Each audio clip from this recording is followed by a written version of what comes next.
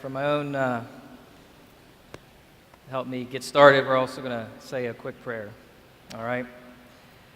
God, use me as your messenger, but the words that I say are yours. They're true and accurate, and that it falls on the hearts and minds of the people here that are gathered before you. Amen. All right. Things are not always what they appear to be. There was a point in my life I looked a lot like you guys. I had a full head of hair, eyelashes, eyebrows. I had some hair on my legs and arms and looked kind of normal. And it wasn't till about the last year that I was finishing up my Air Force career that I started to get like a rather sudden bald patch, about the size of a nickel or a dime on the side of my temple.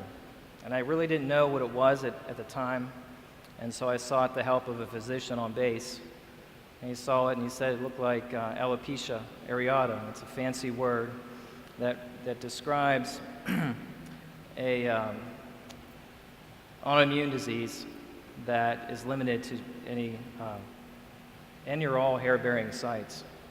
And luckily for me at the time, it was just one small area. Problem was the treatment for it was a steroid solution in a syringe, and they would inject it right into the area where you lost your hair. Extremely painful, especially on the side. And within 6 weeks, it grew back. And I almost forgot about it. And shortly after I got discharged from the Air Force, it came back. And this time, it was the size of a $50. I moved back a little bit. So I tried to conceal it by growing my hair a little bit longer, because I didn't want people to look at me when I was sick, or maybe they thought I was going through cancer treatments or something like that. I felt normal. I could run 10 miles, but psychologically, it was killing me. I was so afraid of what people would think of me.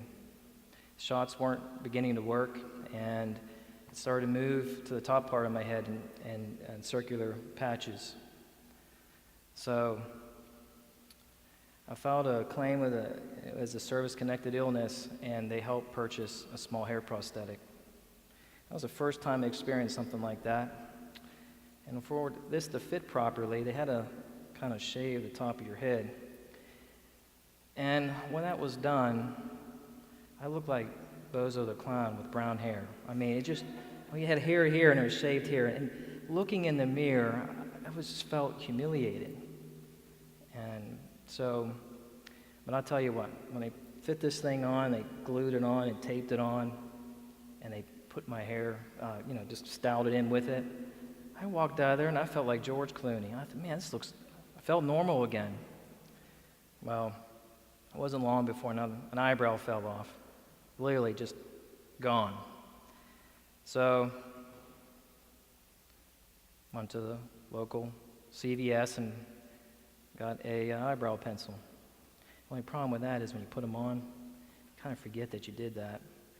And you forgot you're feeling normal, and you might wipe some sweat off you, and now you're going around all day with just one eyebrow. And so, well, as it goes on, I eventually got them tattooed and didn't have to worry about that anymore. But guess what? The hair that I had started to fall out as well in patches around the base of my head and on the left side. And no longer did the partial hairpiece cover it. So I saw this great commercial on TV. It was that brown. Do you guys ever remember, maybe some of you are closer to my age, the brown paint that comes in a can that if you spray the crown of your head, it'll look full? I don't know if some of you guys may have tried that, but I had better luck going to Lowe's department store and getting Rust-Oleum. Could have done the same thing. And I mean, literally, I'm spraying the sides, and, I had this piece, I had to look a mess. And, it had brown paint coming down my cheeks if I sweat, all over the pillowcase. I never felt so humiliated. And at the time, I wasn't laughing. It just felt horrible. So it was time to do something about it. Wasn't ready to face the world looking the way I did. And through the help of the government, I was able to get a full hair prosthetic. And that was an experience as well. I went back to the same place, and they sit you in a chair. They take strips of cloth, and they go over your forehead and down the other way, and they make this floury paste, and they put it on there, and they make a shell, and it fits exactly like, it looks just like your head, you know. I mean, it was pretty remarkable. And then they send this off to Indonesia. I think that's where they make, you pick out your hair color, and they individually sew each piece of hair onto this unit. So I get a call about 8 weeks. I could not wait, as you can imagine, going around with spray paint hair, and what I had before just wasn't cutting it. So they sit you down and take off this partial hair piece and back to looking like Bozo the Clown, right? But now I go from that to I don't know, Lex Luthor, I guess. I mean, it was shaved, and it looked like a road map up there, just spots everywhere. Well, the funny thing was, they put this thing on, all right? And then it's like you look like Cousin It. I mean, you just from the Monsters. You remember that? I mean, long hair all over the place. And I said, okay, and what's next? Well, a stylist comes over and says, you know, what kind of a hairstyle would you like? And I said, maybe a little bit off the top, the sides. You know, I was trying to think with the mid-90s, in my 20s, and I'm trying to look cool here, you know. So where do they cut it? They made it look like business in the front and party in the back. I mean, that was it. I couldn't do anything else with it except put gel in it and go with it. But see, I'm telling you that story because I was trying to conceal on the outside how I was really feeling on the inside. My reverence for God wasn't as deep.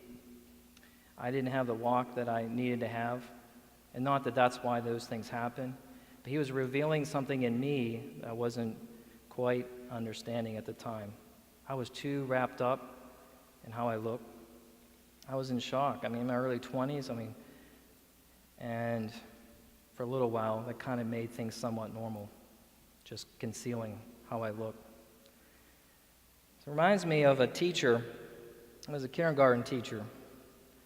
I don't know if you guys have kids or remember when your child was in kindergarten. Of course, it wasn't too long for some of you to know us with Brendan, but and this teacher was walking up and down. She saw this little girl intently drawing, and she went over to her and said, "What are you drawing?" And she said, "Well, I'm drawing a picture of Jesus." And she laughed and she said, "Oh, that's silly. No one knows what he looks like." And she, without even hesitating, looked up at her and says, "They will in a minute."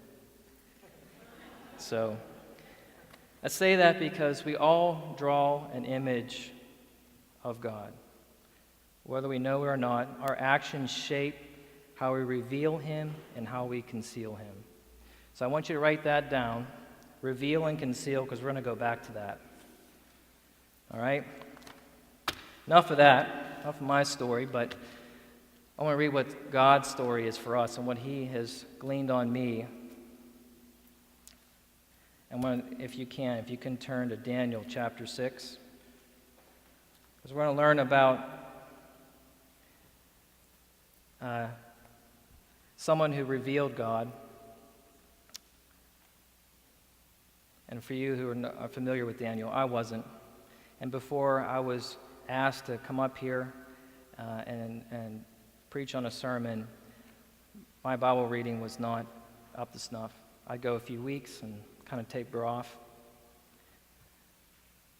But when God revealed to me that Daniel is someone I needed to read, but I did not know where to start.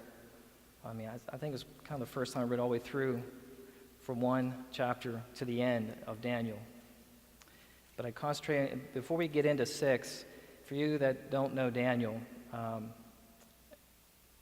he was someone who was captured in Babylon and was under King Nebuchadnezzar's rule. He was a young guy in his teenage years. He was surrounded by idolatry and worldly things, but he always stayed faithful to God.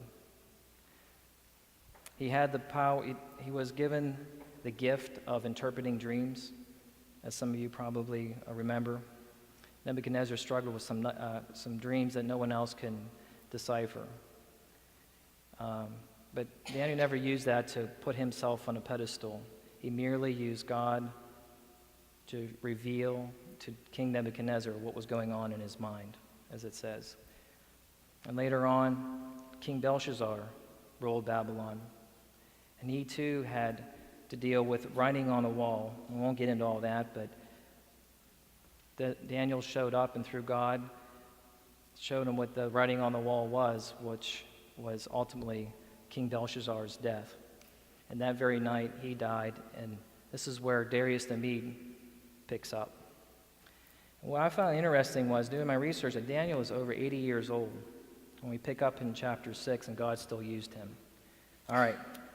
So it says, it pleased Darius to appoint 120 satraps to rule throughout the kingdom, with 3 administrators over them, one of whom was Daniel. The satraps were distinguished himself among the administrators and satraps by his exceptional qualities. Now on your sheet, I think it says that he had an excellent spirit with him, right? So circle that. That the king planned to set him over the whole kingdom. At this, the administrators and the satraps tried to find grounds for charges against Daniel and his conduct of government affairs, but they were unable to do so. They could find no corruption in him because he was trustworthy, neither corrupt nor negligent. Finally, these men said, "We will never find any basis for charges against this man, Daniel, unless it has something to do with the law of his God."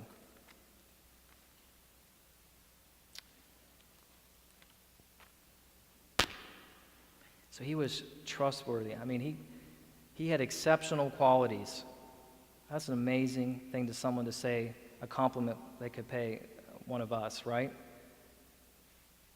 He had excellent spirit with him. So that's going to be your first fill in the blank. We need to check our spirit, whether it be in our home, with our family, as a mother, a father, as a leader, at your job, wherever the case may be. I look to Daniel and see what it is like to show the character of God. He was trustworthy, as it says. He was found to be he was not negligent, wasn't corrupt.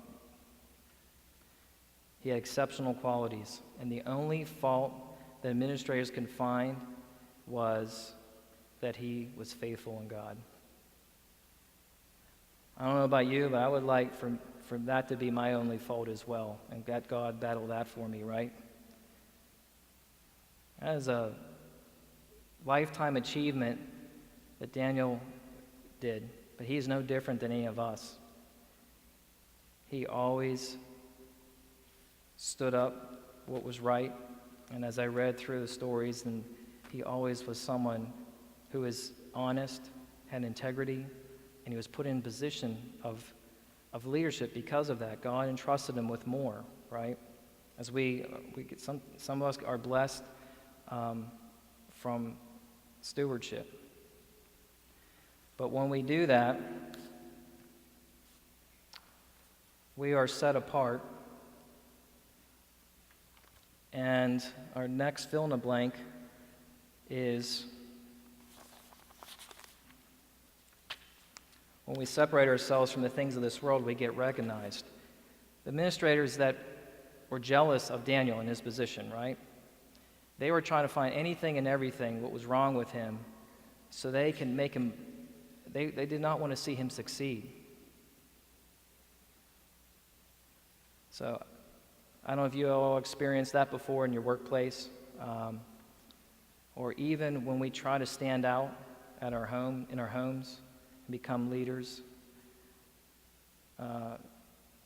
We separate ourselves from this world. Satan wants to challenge us.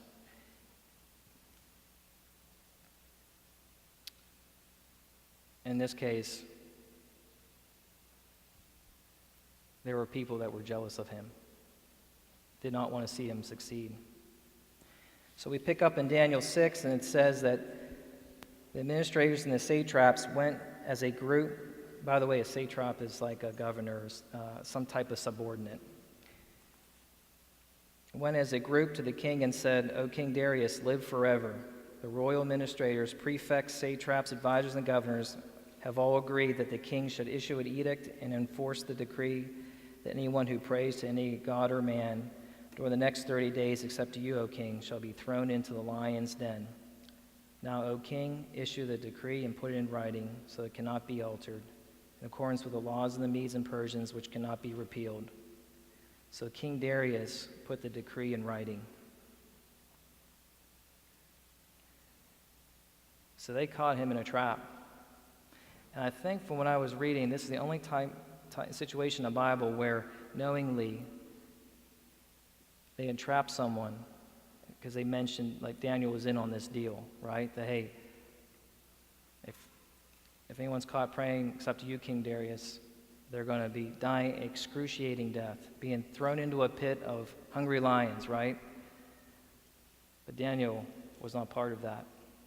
It appealed to the king, probably to his pride. Hey, yeah, I want people to pray for me for the next 30 days. That sounds like a good deal. So what I'm saying is, our next fill in the blank, I believe, is expect a challenge. Expect a challenge when we separate ourselves from this world, from things of the world. Expect a challenge when we follow God's plan and not Satan's, and not things of this world that want to pull us away. You see, revealing God's character can sometimes come at a cost. It may be that when we start following God, we may lose some of the friends that we used to have. It may cost us a certain position we have in the workplace.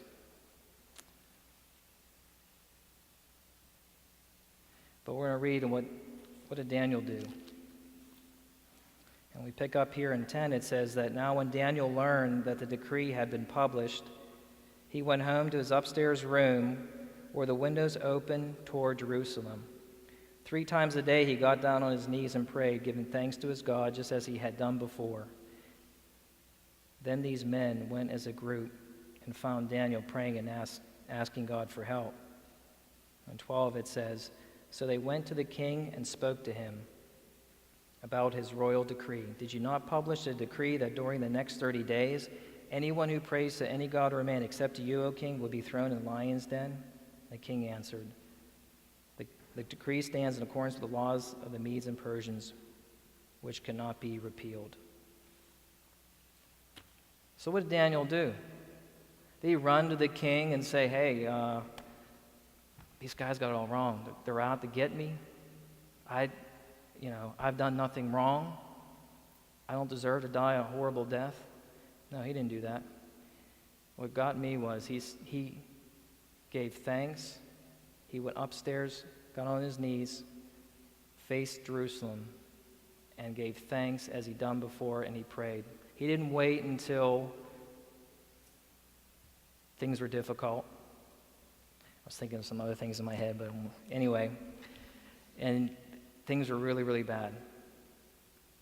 He lived a life of continual prayer. He lived a life of obedience.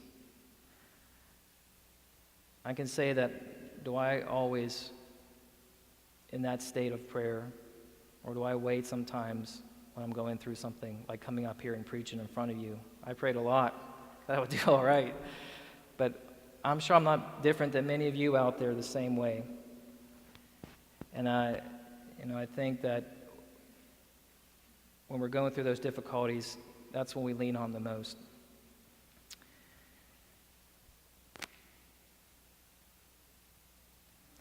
So anytime we're faced with a decision like that, I'm reminded of Galatians 1:10.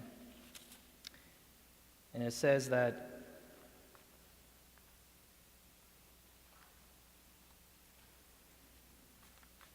am I seeking the favor of men or of God? Am I trying to please men? If I were still pleasing men, I should not be a servant of Christ. Daniel was a servant of Christ. And we can see there he knew that he was going to face death, but he decided to pray.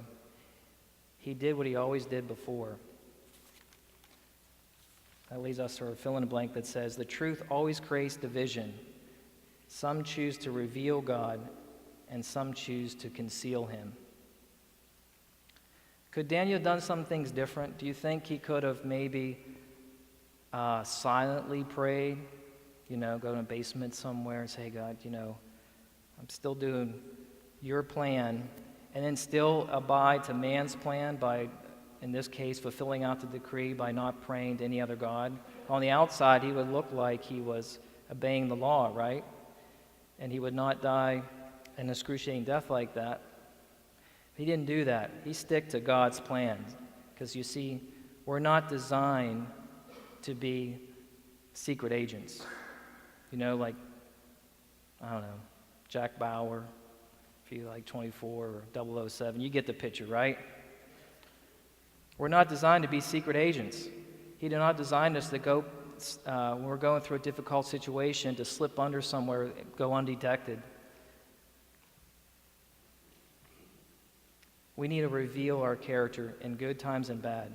When we're going through struggles, we share with one another. We reveal our character because we don't know how we may empower someone. I didn't have anybody like that when I was going through alopecia. I meant many a nights just, I'll tell you, crying my eyes out, doing that whole why me thing.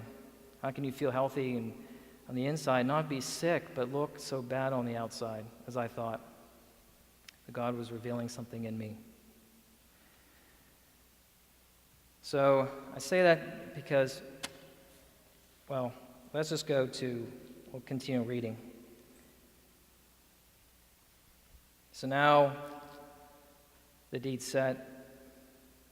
Daniel's going to probably face an execution, be thrown in the lion's den, right? So we're going to read here and see what happens. In verse 13, I don't know if this is in your notes, but it says, Then they said to the king Daniel, Who is the one of the exiles from Judah? Pays no attention to you, O king, or to the decree you put in writing. He still prays 3 times a day. And when the king heard this, he was greatly distressed. He was determined to rescue Daniel and made every effort until sundown to save him. So Darius really liked Daniel. I really didn't get that feeling with Nebuchadnezzar or Belshazzar, King Belshazzar, but because Daniel stood up, he still did what was right in facing death. And when the king realized that he was caught in a trap, it was too late by then. He signed this decree, and according to the custom then, he could not reverse it. And it goes on to say that he was very distressed. He could not eat, he could not sleep. He was worried about Daniel. And we pick up in 19, it says, At first light of dawn, the king got up and hurried to the lion's den. And when he came near the den, he called to Daniel in an anguished voice, Daniel, servant of the living God, has your God, whom you serve continually, been able to rescue you from the lions? Daniel answered, O king, live forever. My God sent his angel, and he shut the mouths of lions, that they have not hurt me, because I was found innocent in his sight, nor have I ever done any wrong before you, O king. The king was overjoyed, and he gave orders to lift Daniel out of the den. And when Daniel was lifted from the den, no wound was found on him, because he trusted in God. If you remember earlier, Daniel and his friends, his 3 friends, were tested when they didn't bow down to what? A gold statue of King Nebuchadnezzar. Then they used fire, and he was exposed to a very, very, very hot furnace. And they saw an angel kind of circulating in with them and saved Daniel and his friends. He never bowed down except to God. And again, that never changed. He was always in a continual obedience to God. And he was rewarded for that. I mean, he came out of the den unscathed. But how many of us do follow God's word? Are we guaranteed that if we are faithful to him, that we're not going to have any struggles? Shortly before I moved, within the, first month or 2 months that I moved down here, I had no idea I was coming to North Carolina. I was a respiratory therapist in Pennsylvania, in Pittsburgh, and I took on a traveling assignment. My first assignment was actually in Pennsylvania, about 6 hours east. It was the first time I woke up and I said, I don't need this hairpiece. I'm going to just kind of go like I am now. My prayers were a little different then because I still felt terrible because you could see where there was still some hair and there wasn't. And I just prayed that all of it would go so it looked more uniform, looked more acceptable. But as I kind of showed up one day at work like that, it was almost like all eyes were on you. And I just kind of made it through the workday. One day turned the next, and still God's plan was not revealed yet to me. It wasn't until I moved down here I got saved. I grew up Catholic. I knew who Jesus was.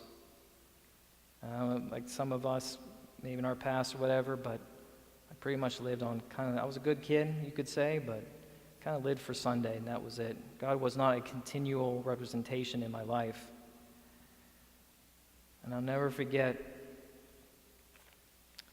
when I started at Biden Hospital.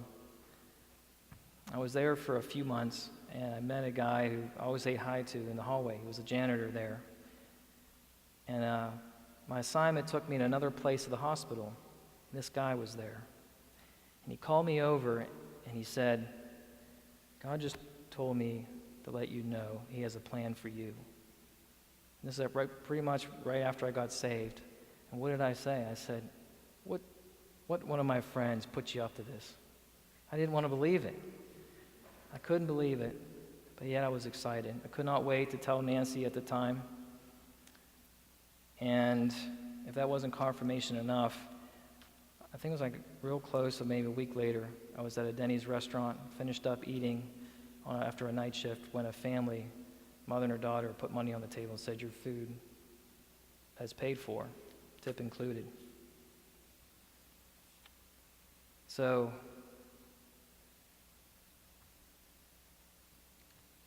don't expect a happy ending.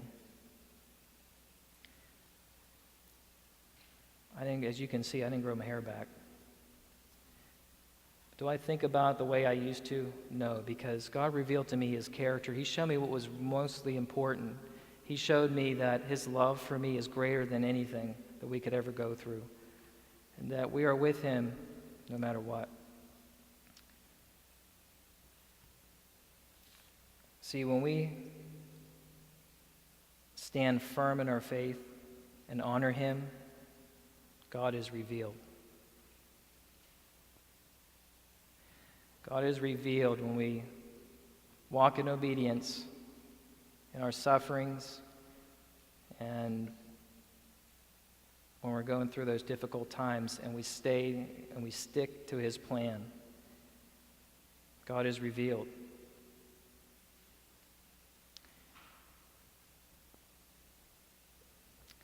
Romans 5:3 says, we rejoice in our sufferings, knowing that suffering produces endurance, and endurance produces character, and character produces hope.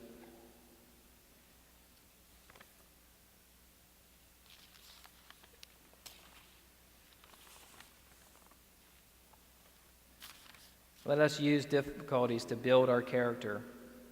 Give him thanks so that the true character of God is revealed to everyone we meet and everywhere we go.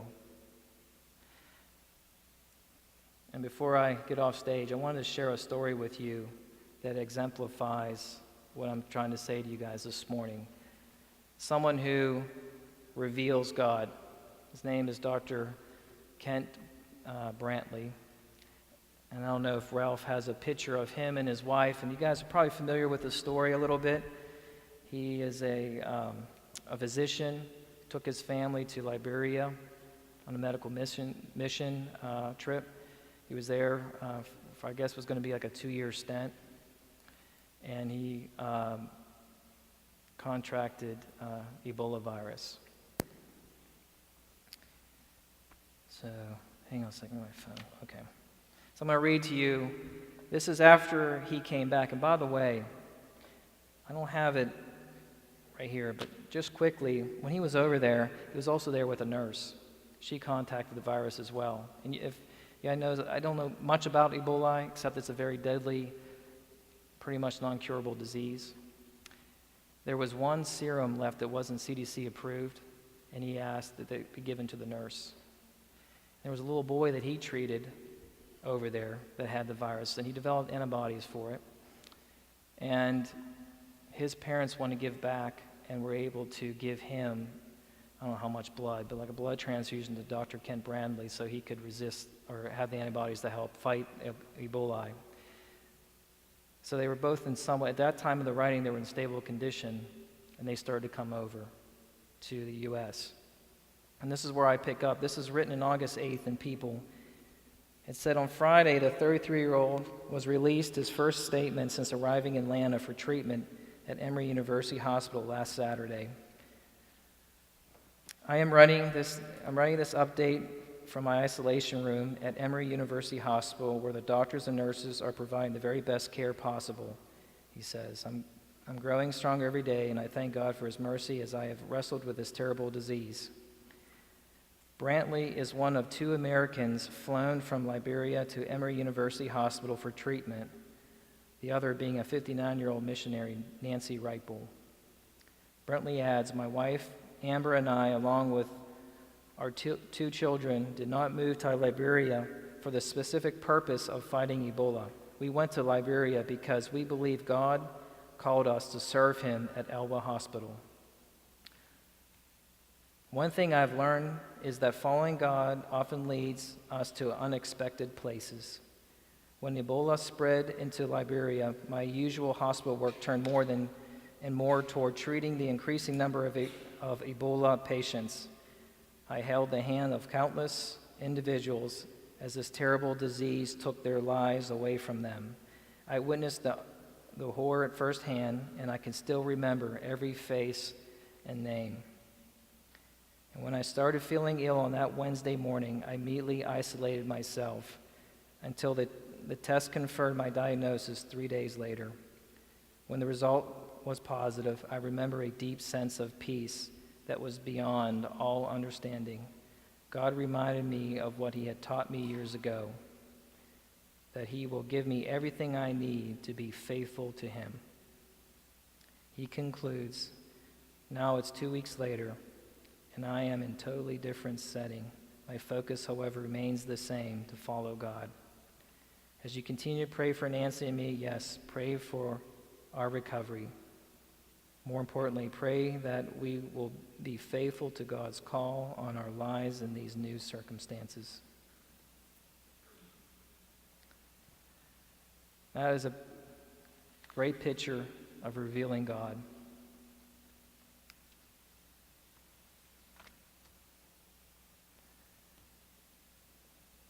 Thank you for listening. What's that? Oh, sorry, last fill in the blank. You saw it. Let God reveal himself through you. Thank you. Have a good morning. Thank you.